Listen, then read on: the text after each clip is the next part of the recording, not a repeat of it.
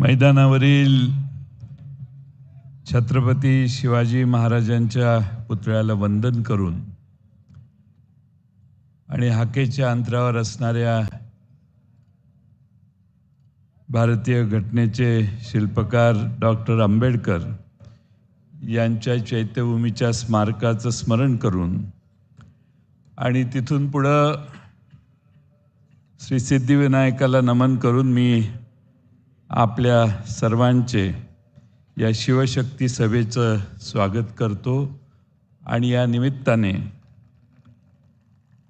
उपस्थित असणारे आपल्या सर्वांचे नेते उद्धव बाळासाहेब ठाकरे आणि राजजी ठाकरे, आमचे ज्येष्ठ मित्र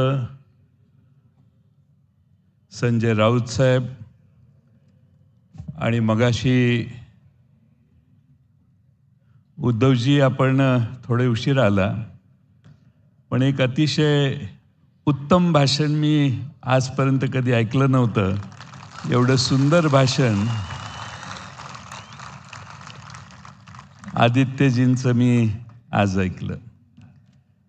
या मुंबईची नस काय आहे, मुंबईला काय हवं आहे आणि मुंबईला काय आपण देणार आहे, हे ज्या नेत्याला ओळ आणि ओळ, कोपरा आणि कोपरा माहीत आहे, असे आदित्य ठाकरे मी मगाशी बघितले.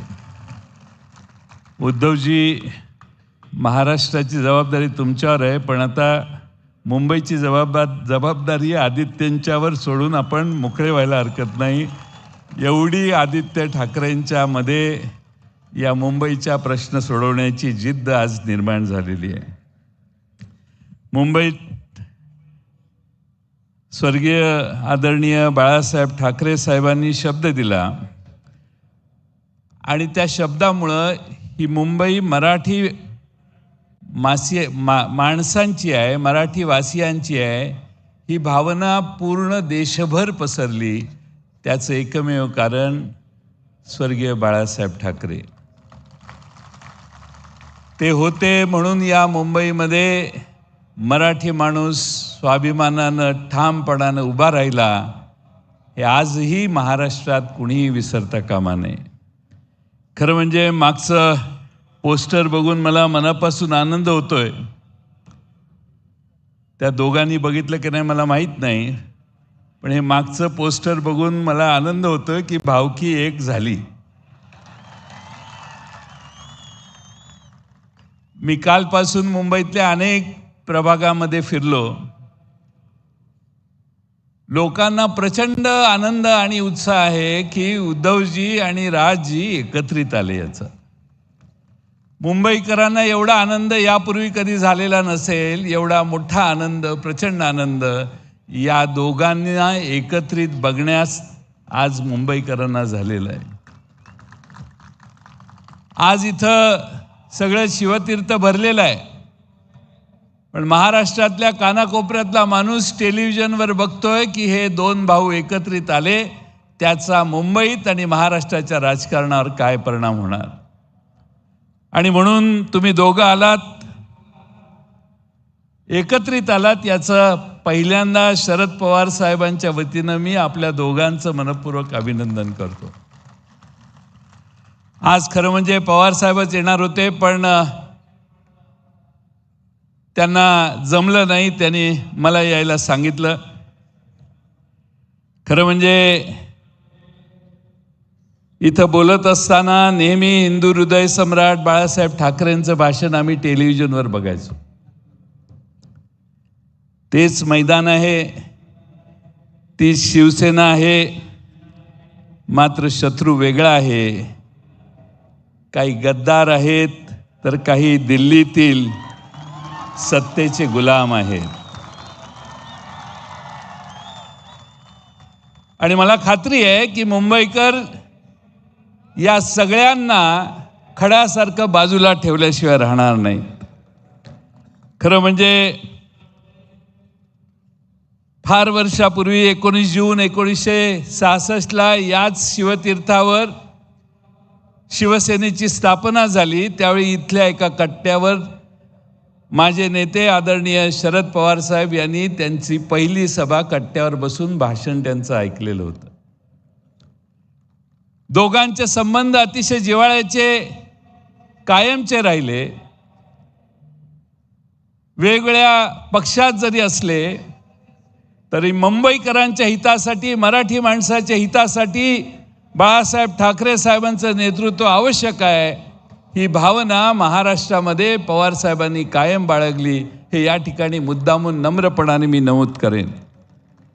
आणि म्हणून हे मैदान नुसतं मैदान नाही आहे, हे मैदान स्वाभिमानाचं मैदान आहे, आपल्या अभिमानाचं मैदान आहे आणि भावनेची नाळ जोडणारं हे मैदान आहे. आणि म्हणून याच मैदानावर ज्यावेळी शरद पवार साहेबांनी राष्ट्रवादीची स्थापना केली त्यावेळी त्यांनी देखील सुरुवात पक्षाच्या स्थापनेची याच मैदानावरून केलेली होती. बोलण्यासारखे अनेक विषय आहेत, पण या दोघांचं भाषण आपण ऐकायला आलेलं आहात. आणि त्यामुळं बाळा नांदगावकर सारखे जास्तच मान हलवायला लागलेत म्हटल्यावर मला इशारा मिळालेला आहे. परंतु एक मित्रांनो विसरू नका की 300-350 वर्षापूर्वी आपल्या छत्रपती शिवाजी महाराजांनी सुरत लुटली, त्याचा राग काहींच्या मनात आजही आहे, हे विसरू नका. अशा अनेक गोष्टी आहेत. काल परवा अण्णा मला येऊन गेले, काय बोलले? त्यांची भूमिका अशी आहे की मुंबई ही महाराष्ट्राची नाही आहे, म्हणजे मुंबईला तोडण्याचा उद्योग पुन्हा सुरू झालेला दिसतोय. आणि म्हणून यावेळची निवडणूक तुम्हा आम्हा सर्वांसाठी फार महत्त्वाची आहे. माझी तुम्हा सर्वांना विनंती आहे की आज पुन्हा जर मुंबई तोडण्याचा प्रयत्न बाहेरच्या एवढे वेगवेगळ्या राज्यातली लोक संजय राऊत साहेब महाराष्ट्रात मुंबईत यायला लागली आहेत. प्रत्येक राज्याचा मुख्यमंत्री इथं आलेला असेल कदाचित, सगळ्यांना बोलवण्याचं काम चाललेलं आहे. पण उद्धवजी, मी तुमचं राजजी तुमचं अभिनंदन करेन. तुम्ही तुमच्या जीवावर ही निवडणूक लढवताय, राष्ट्रवादीची तुम्हाला साथ आहे. आणि म्हणून तुम्हाला महाराष्ट्रात मुंबईच्या सामान्य माणसाला विश्वासात घेऊन ही निवडणूक लढवल्यामुळं तुम्हाला यश मिळेल, यात माझ्या मनात काही शंका नाही.